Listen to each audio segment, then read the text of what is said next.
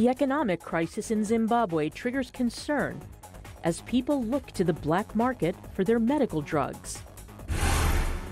The new protective suit technology that could keep Ebola workers cool.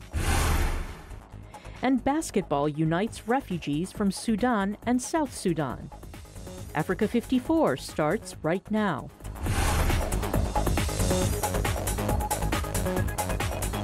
Good evening, I'm Esther Gidhu. You are in for Vincent Makori. This is Africa 54.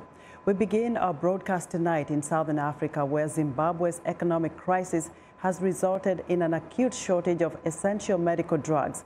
Officials say the shortage has pushed some people to turn to the black market for their medicines. And now authorities are worried those drugs are doing more harm than good. Columbus Mavunga reports from Harare. Zimbabwe's shortages have now gone beyond just fuel and other basic commodities. The Pharmaceutical Society of Zimbabwe says it cannot get enough foreign currency to import enough drugs for cancer, diabetes, hypertension, and some antibiotics. 77-year-old Lena Lukwani is lucky to have children abroad who have found medicines for her diabetes and hypertension. These days it is difficult. Out of the 5 medicines, I only got 2. It's been like that for 2 months, so I have been limiting my diet, especially of starch. She says her fellow patients sometimes go without medication or buy them on the streets where most items in short supply can easily be found. The government says these drugs cannot be trusted. Those medicines have not been assessed to make sure that they are of good quality, they are safe, and they are effective. So the danger that is there is that one can buy medicines thinking that they will actually help them to become well, but in essence they may end up making their condition worse. But as long as these drugs are not found in formal retail outlets, the street market will continue to thrive, possibly saving but possibly endangering the lives of desperate patients. Columbus Mavunga for VOA News, Harare. Zimbabwean opposition leader Nelson Chamisa on Tuesday decried the country's deepening economic crisis in which fuel, bread and cooking oil are in short supply. Chamisa, who heads the Movement for Democratic Change party, is also criticizing what he calls an absence of leadership on the part of President Emmerson Mnangagwa, who took power in a controversial election held on July 30th. He says the country should not pretend that Zimbabwe's surrogate currency known as the bond is equal to the US dollar. Chamisa also issued guidelines on what he says will best address the economic crisis facing the Southern African country. What is definitely clear is that there is absence of leadership. The nation is orphaned. The nation is parentless. And what is necessitated this is obviously the conduct and behavior of Mr. Mnangagwa and his team. You are seeing the queues that are snaking around the service stations. Shops are closing down. Our people, have been battling for cooking oil. Where is the sunflower which we used to grow? We can't even feed ourselves. The opposition leader is also calling for a national transition authority to deal with the cash crisis and lack of basic commodities.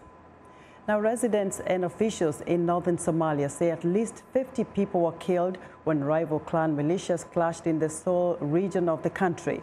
The militiamen belonging to 2 divisions of the same clan, Dulbahante, started fighting early Monday morning in and around Dume village, about 30 kilometers south of Lasan Ud. Medical sources said that more than 85 people were injured. Some of them were civilians caught in the crossfire. Abdi Rashid Hussein Arab, the Sool governor, told VOA the fighting was sparked by long-standing hostilities over land ownership and a clan vendetta.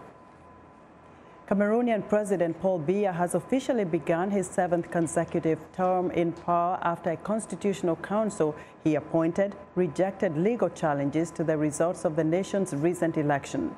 President Biya's supporters celebrated on the streets of Yaoundé Monday evening after it was announced his landslide victory earlier this month would stand. Biya's opposition alleged widespread voter intimidation and fraud in the October 7th election, rejecting the vote count before it was released. Biya took 71% of the vote, while his opponent, Maurice Kamto, received 14%. Biya has led Cameroon since 1982 and at 85 is one of the world's oldest heads of state. South African officials said Tuesday the nation would seek to recover millions of dollars stolen from a local bank that subsequently collapsed, owing substantial sums to creditors. A central bank report titled "The Great Bank Heist into the Failure of VBS Mutual Bank" revealed that $130 million was stolen over 3 years by 53 individuals, including executives and politicians. Local Governance Minister Zweli Mkhize told parliamentarians that he had instructed lawyers to launch a lawsuit on the matter to chase and try to recover the money. That municipality must be sustainable. It must sort its own problems out. It must be given the capacity to be able to recover. It must be given capacity to be able to manage itself. And we can't just jump in and as though, a municipality doesn't have its own right. But we must always prove to them that at this point you have failed.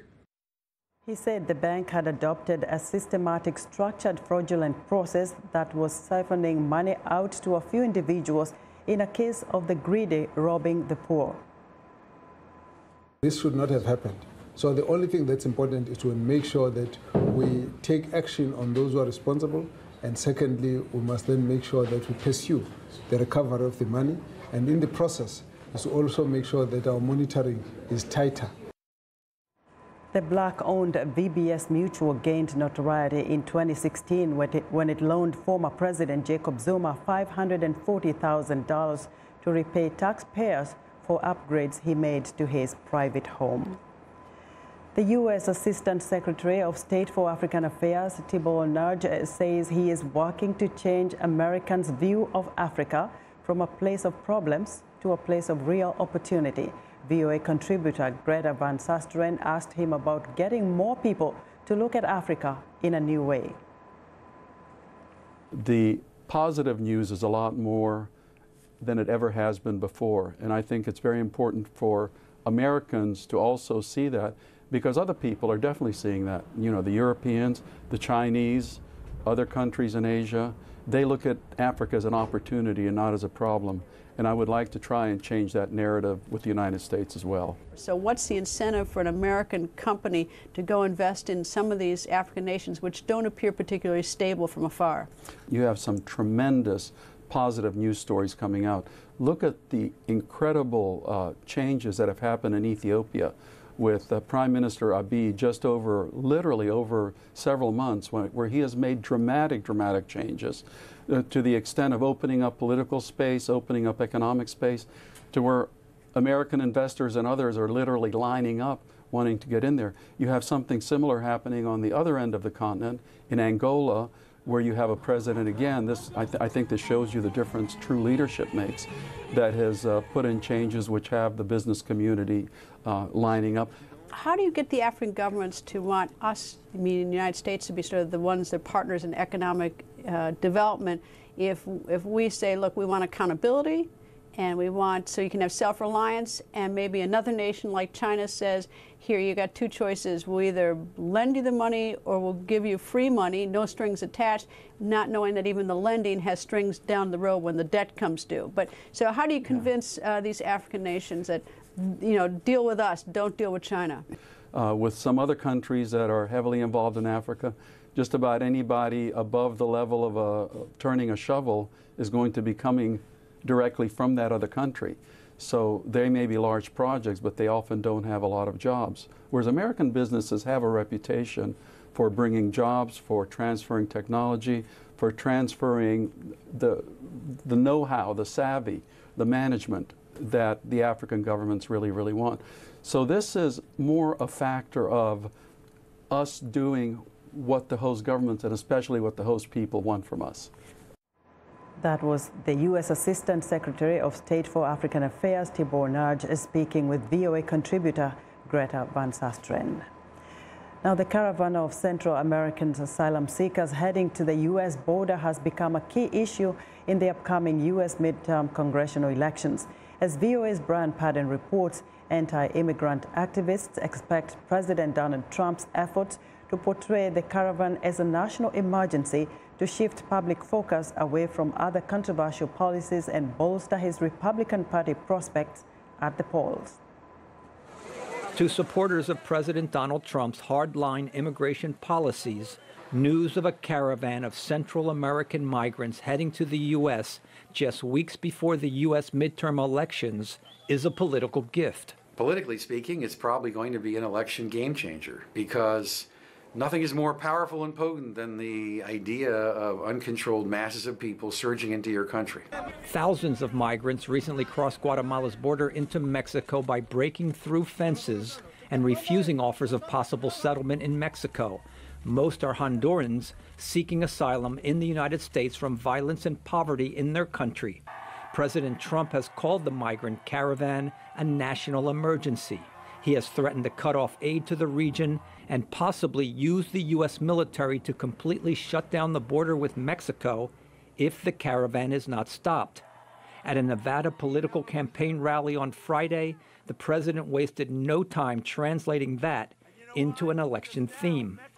The Democrats want caravans. They like the caravans. A lot of people say, I wonder who started that caravan.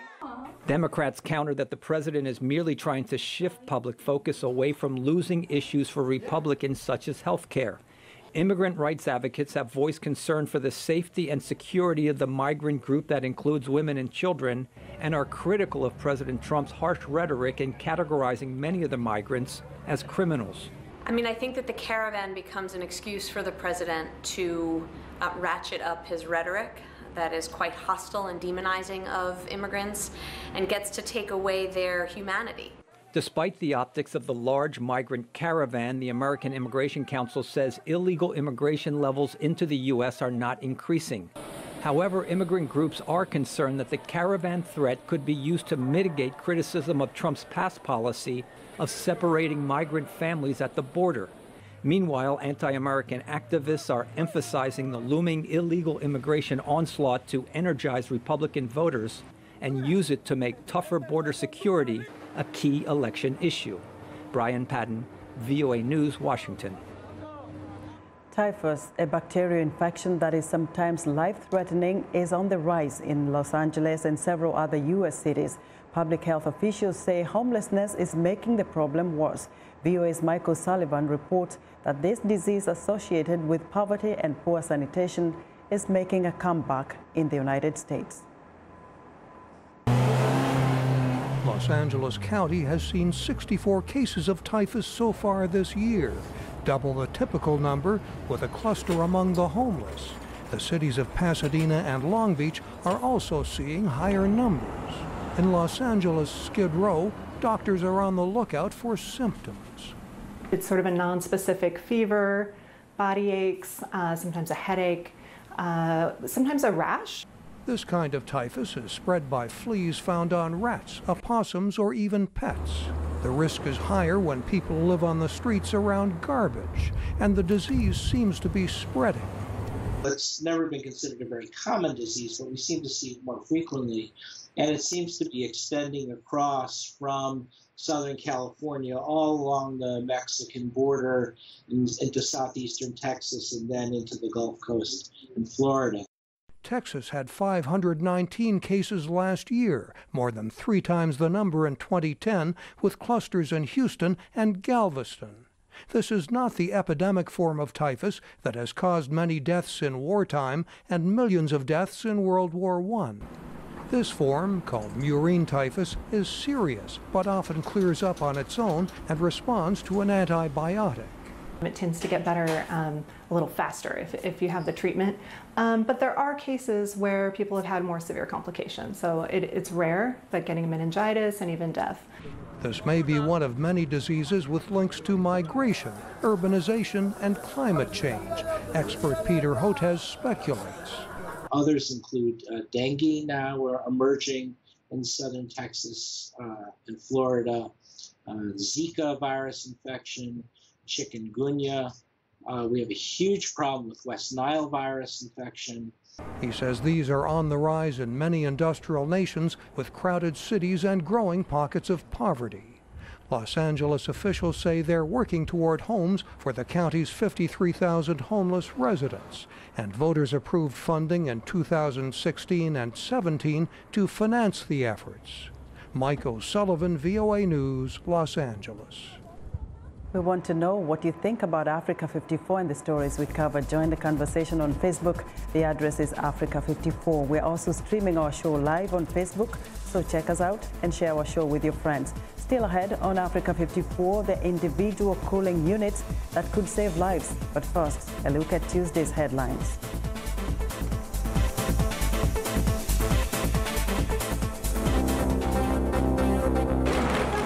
In Cameroon, 85-year-old President Paul Biya was re-elected for a 7th term, winning with 71% of the vote. In Zimbabwe, opposition leader Nelson Chamisa bemoaned the country's economic crisis and also criticized an absence of leadership on the part of President Mnangagwa. In Nigeria, Nnamdi Kanu, head of the indigenous people of Biafra movement, gave a radio broadcast Sunday saying he was in Israel. Kanu has not been seen in public since September 2017. Finally, in South Africa, thanks to its incredibly rich source of fossils, the country is being now considered as a paradise for paleontologists, with recent discoveries bringing new species to light. That's all for today. Thanks for watching.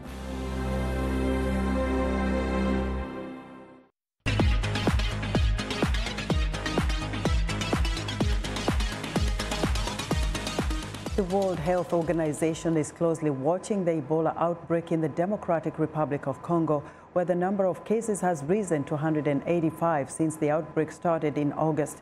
One of the challenges for health workers fighting highly infectious diseases like Ebola is spending time in hazmat suits.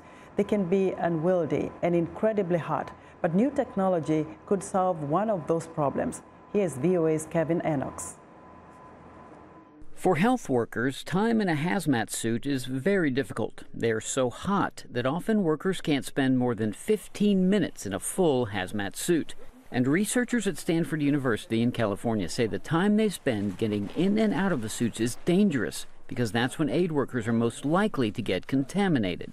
Stanford professor Craig Heller also says working in high temperatures can affect decision-making skills. When you overheat, your cognitive capacity goes down. You're not thinking straight. So even during the work phase, if you are preventing that rise in core temperature, people are working smarter. Heller and his colleagues discovered something that may help while they were looking for ways to warm up patients after surgery. They discovered that every mammal has special places where the body sends its excess heat. They have developed these special vascular adaptations of the pads of their feet, the nose, the tongue, the ears in some cases, where they can send large volumes of blood to those surfaces and dissipate that heat. This is why dogs pant after a workout. They're cooling down. And it's part of the reason why elephants have such big ears. But in humans, all that excess heat is being dissipated through their non-hairy areas, the palms of the hand and the face, for instance. But when a person is in a hazmat suit, that heat has nowhere to go, until now. For someone who is overheating, what they need is an avenue for getting rid of that excess heat, and that's what we provide. Their self-contained cooling unit consists of a hydration backpack filled with a liter of frozen water, a temperature regulator, and a water pump. The device sends cool water to the hands and draws away hot water. It weighs about 2 kilograms. And that, says Professor Dennis Grand, translates directly to workers being able to spend more time in a hazmat suit, even when working physically hard. You increase your exercise levels, you're obviously, one, pulling more heat out, and secondly, you don't have the capacity to extract all of that heat out of the body. So, you'll increase the duration by 3x, 4x. And that extra time could mean saved lives and safer aid workers. Kevin Enochs, VOA News. The ability to fight any future outbreaks of disease could be at risk following a huge loss of public confidence in vaccines in the Philippines. That's according to a new report from the London School of Hygiene and Tropical Medicine.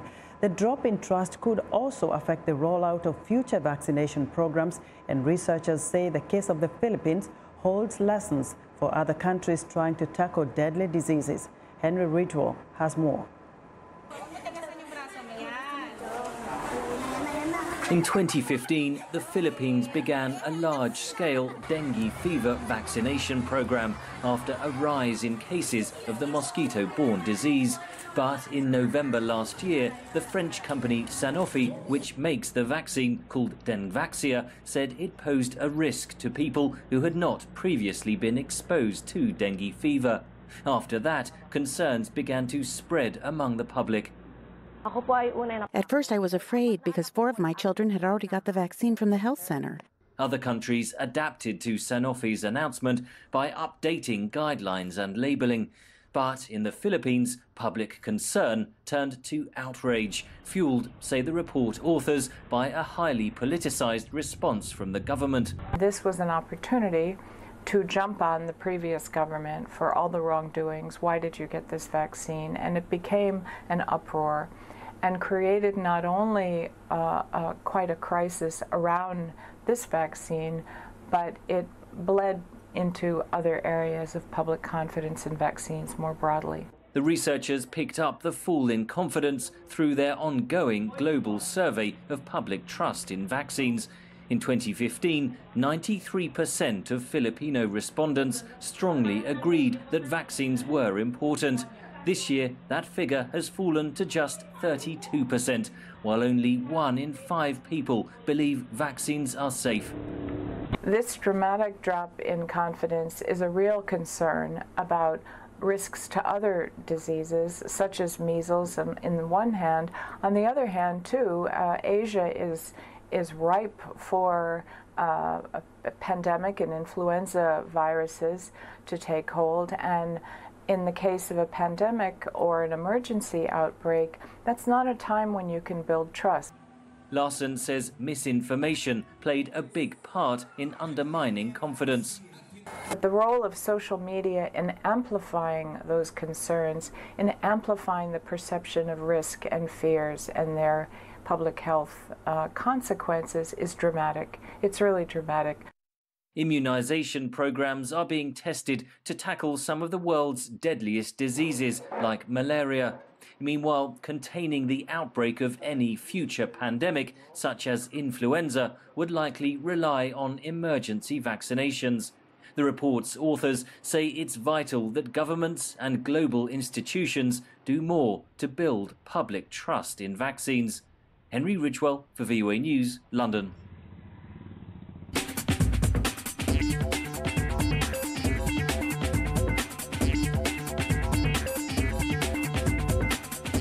Welcome back to Africa 54. Here's what's trending. This year's Gulf Information Technology Exhibition Week in Dubai highlights a series of cutting-edge robots, including Sophia, the celebrity humanoid robot and the world's first humanoid citizen. Sophia was granted Saudi Arabian citizenship in 2017, which made her the first robot to receive citizenship of any country. She has been to Dubai on many occasions prior to this year's exhibition. Various specialty robots such as pianist, bartender, basketball player also attracted lots of attention at the event. A new artificial intelligence program could make land borders across Europe more secure when a pilot program begins next month in an avatar called iBorder Control will help police guard several border crossings within the 26-nation European Schengen area. The technology was introduced on October 20th at a science festival hosted by Manchester Metropolitan University. VOA's Mariama Diallo tells us more. What is the planned date of your leaving the Schengen area? This is who or what may greet you when you travel across Europe in the future. An avatar asking questions a human border guard might ask. One major difference, scientists say its software can tell if a traveler is lying or not. Well, it uses non-verbal behaviour, very, very fine-grained micro gestures. So we're not looking at things like smiling or frowning, we're looking at very small movements such as an eye moving left or right. AI specialist Keely Crockett, who helped develop the technology, says it can detect minute changes in 38 features of a person's face. It can also analyze a person's voice and check biometrics, including palm veins and fingerprints. My purpose of trip is educational. Border control has become a heated subject across Europe as tens of thousands of migrants, mostly from Africa and the Middle East, have tried to reach EU countries. In 2015, Hungary erected a razor wire fence after skirmishes at its border with Serbia. But the new technology will not replace human border guards. It does not make a full automated decision, it gives a risk score for each individual traveller. It's being funded by the European Union's Horizons 2020 project. Mariama Diallo, VOA News. In Egypt's capital, refugees from Sudan and South Sudan put their love for sport ahead of any tensions felt between the East African nations. Saskia O'Donoghue reports. This is not your ordinary basketball match. Twice a week, these refugees from Sudan and South Sudan come together in a church courtyard in Cairo to play the game. They're united by their love of basketball and unfazed by political differences at home. Sport brings the whole world together. If you notice that around the world, there are countries that are at war with each other. But when it comes to sport, we all unite. Here is the same. There is no differentiation between those from the North or South Sudan. Wars in Sudan are political wars, not social. This means that we are all brothers in the end. South Sudan split from Sudan in 2011, but on this court there's no separation. Christians and Muslims together show off their slam dunks and other basketball skills. Organisers say everyone is welcome to play in the team, regardless of ethnicity. The refugees play in the court attached to this church because they have nowhere else to go. They say they don't have the means to join one of Cairo's many sports clubs. The teams draw on a pool of roughly 90 South Sudanese and 40 Sudanese players, and around 30 others from elsewhere in sub-Saharan Africa. And while tensions persist back home, these players from both Sudan and South Sudan have made basketball and friendship their focus. That was Reuters' Saskia O'Donoghue reporting, and that's our show for today. Good night from Washington.